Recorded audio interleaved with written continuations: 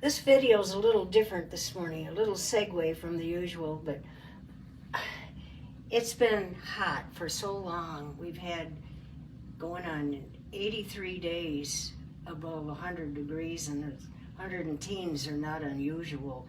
Hottest summer on record. We thought last year was. Well, this one's beating it.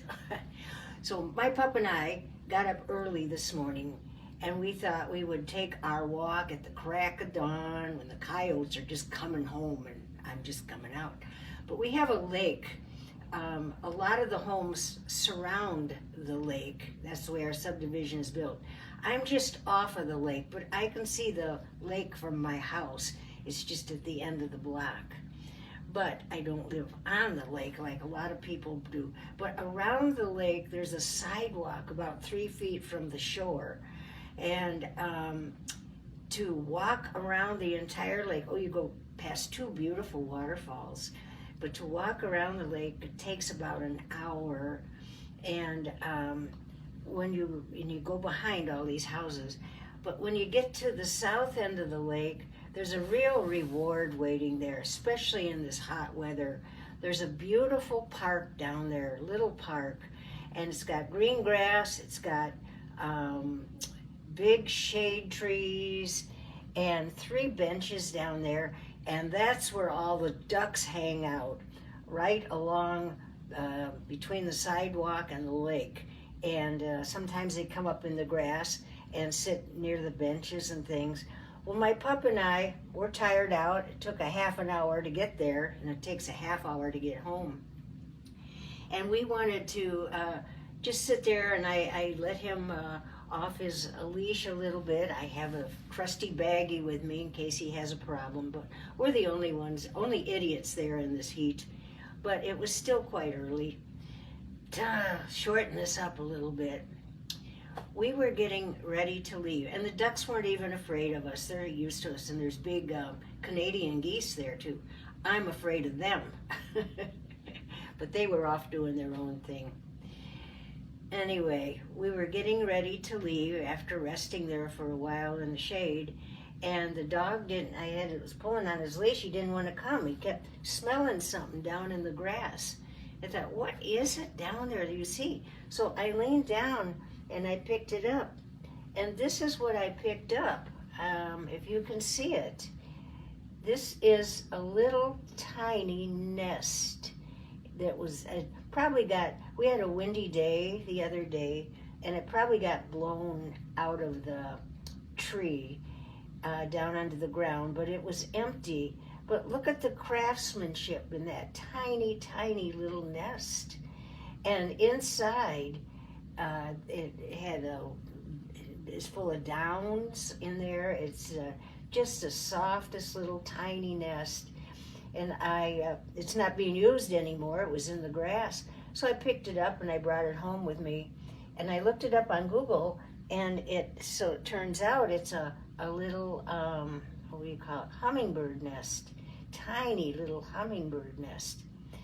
And so I was reading about that a little bit, and then I got thinking about that's so tiny, because I've seen other nests that have been posted on Facebook by different people, and one guy posted a nest. He worked for the Park Service, and it was an eagle's nest, and it was 8 feet across, made of big sticks. Huge nest compared to this little thing. And then there's an albatross that is out to sea all of its life. Never comes to land, only in an emergency. But they'll spend days and days out at sea just floating around. And their nests are on the land, but it's been said that they can even lay their eggs while they're floating out there on the sea. They just don't like land at all. But what a difference in the size and the quality of the nests. And I think that's just marvelous to see the Creator in all of this. I want to read you something out of the book of And I'm reading this out of King James. It's Job chapter 12. Job chapter 12. Listen to this. Anyway, the Lord said to Job, the Lord said, ask all the animals, and they'll teach you about me. And he says, and the fowls of the air, and they'll tell you. Or ask to the earth, speak to the earth, and it will teach you. And the fish of the sea shall declare unto you. It is he that made all these things, and they know it, that the hand of the Lord has wrought this, in whose hand is the soul of every living creature, and the breath even of all mankind. Listen to the animals, they'll teach you.